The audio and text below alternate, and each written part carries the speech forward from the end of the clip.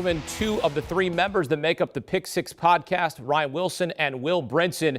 And Ryan, I mean, goodness gracious. I talked about this when this hire went down. I said, this is going to be not good. It's not going to end well. And here we are in December, and he's out as head coach. Not surprised. What do you make of the timing? I'm with you, Akeem. I didn't think it was a good idea either. I'm not surprised that he is no longer there. In fact, I would always talk about this on the Pick Six podcast with Will and John Breach, and I set the over-under at 18 months. I took the under, but I didn't think it would be this far under. And while I'm not surprised, what I am surprised by are the revelations that came out what felt like every other day, and the most recent one being the one you mentioned from Josh Lambo earlier today, as written about by Rick Stroud, the Tampa Bay beat reporter, about getting kicked while you're stretching, about making your field goals. And that, to me, felt like the final straw, but we had been down this road before with Urban, and I think finally Shad Khan, the owner, got the message. He mentioned in his statements this evening that after the culmination of everything that happened to this point, he felt it was in the best interest of the organization. You could argue it would be in the best interest of the organization not to have hired Urban Meyer at all, but obviously that's water under the bridge. I think it's the right decision, and I think it says a whole lot as we sit here 45 minutes or so into this thing that it doesn't seem to be any support for Urban Meyer as you see this thing unfold on social media. And typically you see things where people support players or coaches who lose their jobs. That has not been the case here, and I think it has everything to do with the way Urban Meyer has comported himself going back, as you mentioned, to the summer. All the reporting Jason Lockenfor has done on how things were unraveling there. And here we are. Maybe too late, perhaps, for the Jaguars, but at least they have an opportunity to start over now with a month to go in the season. I love that we did a 6 p.m. hit with you, Wilson, and you were wearing a hoodie and a blazer. And now you show up in a coat and tie to Urban Meyer's funeral? What are you doing, man? First of all, credit to Pete Prisco. Prisco's been right about this the entire time. Urban Meyer is a fraud, and he is someone who didn't need to be doing this job. And look at the timeline. It's insane. He was caught with another woman who was not his wife in October after the Cincinnati game when he was supposed to be flying back with the team. He didn't know how many snaps one of his safeties played this weekend. And he kicked a kicker in the leg? What are you doing, bro? This is a huge disaster. This guy is a mess. Had no business being there. It's a terrible hire. Darrell Bevell's a way better head coach and got called a loser at a coaching meeting. This guy's won a Super Bowl. Urban Meyer has no business coaching ever again. Good day, sir. Like the timeline, you're right, Will. I mean, look, there are so many missteps that I might even miss one. Like, look, when he was hired, he complained about free agency. Like, that's what the NFL is. And then, like, he hires a strength and conditioning coach. That wasn't vetted. He was fined for the no contact rule during OTAs, $100,000. The team was fined $200,000. He didn't treat people well. Obviously, the biggest situation in October. I mean, the recent report was during a staff meeting with assistant coaches. He said he's a winner and they're all losers.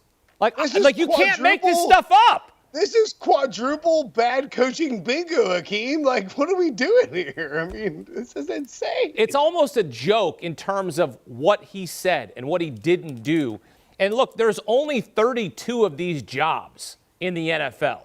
And Urban Meyer got the opportunity to be a head coach because of his past history in college, at Florida, at Ohio State, the success. Perhaps he'd bring that success to the NFL level. That clearly didn't work out from the get-go.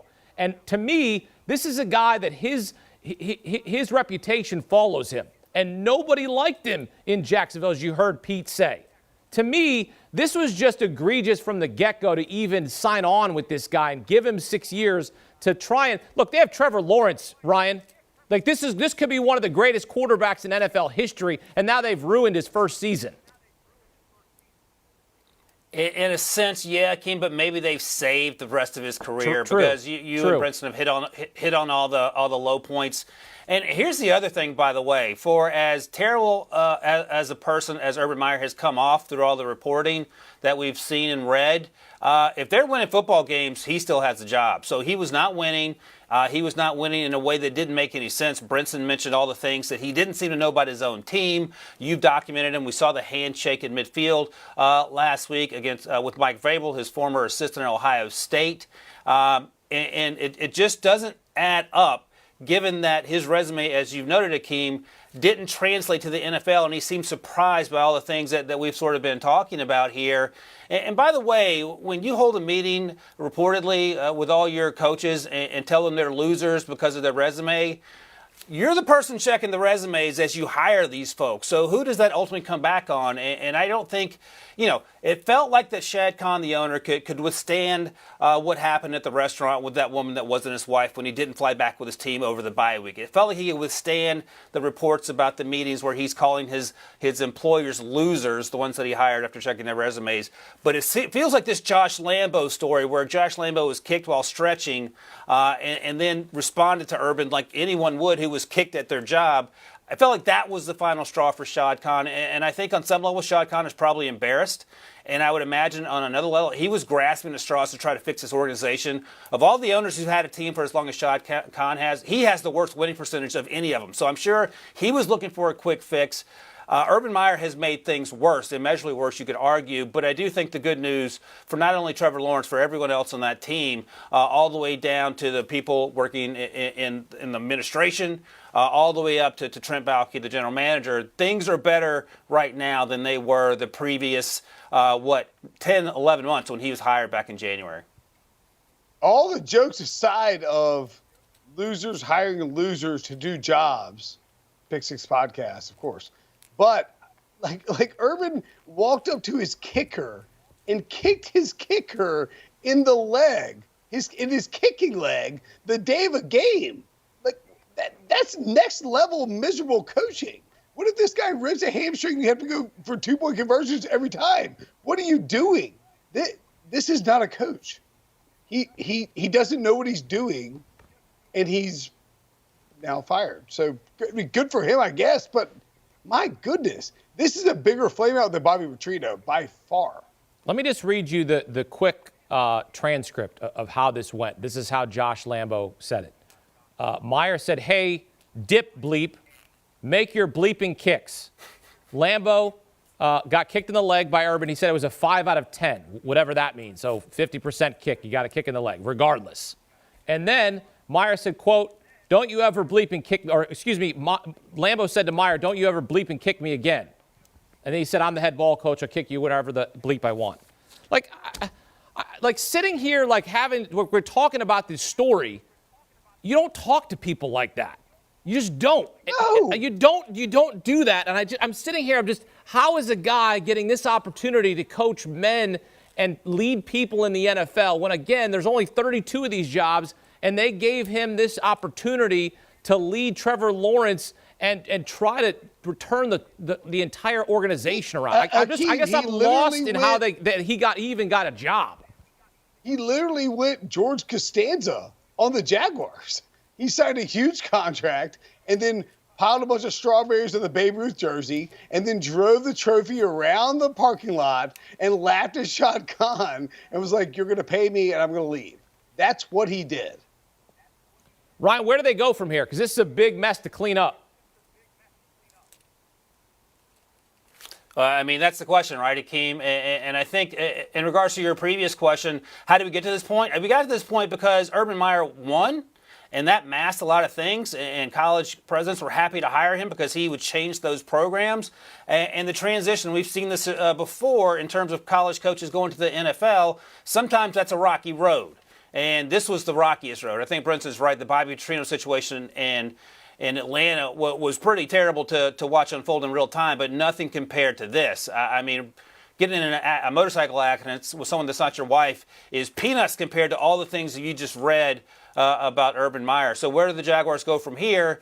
Well, you got to get the next coaching hire right. And I don't know how Shad Khan does it. I don't know if he needs to talk to the Chargers organization about how they found Brandon Staley, talk to the Browns organization about how they found Kevin Stefanski, think about hiring someone like Byron Leftwich, the offensive coordinator in Tampa Bay, talk to Bruce Arians about that. Perhaps bring back Jim Caldwell, a guy I've been advocating for years after he was run out of Detroit, after going 9-7 in back-to-back years, to hire Matt Patricia. He's in his mid-60s, I believe.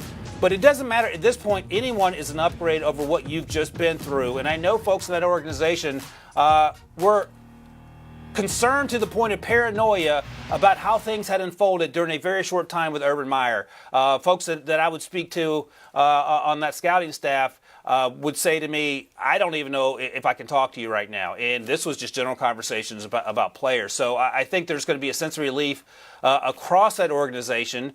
But you have to get the next hire right, because not only is it about, doing better than winning 2 football games, it's about developing, as you mentioned, Trevor Lawrence and making him the quarterback he should be. Because if you watch some of those recent games, he looks completely and utterly lost. And oh, by the way, why put that pressure on your rookie quarterback to have to explain every single time he talks to the media why things are so dysfunctional, as opposed to just letting him worry about football?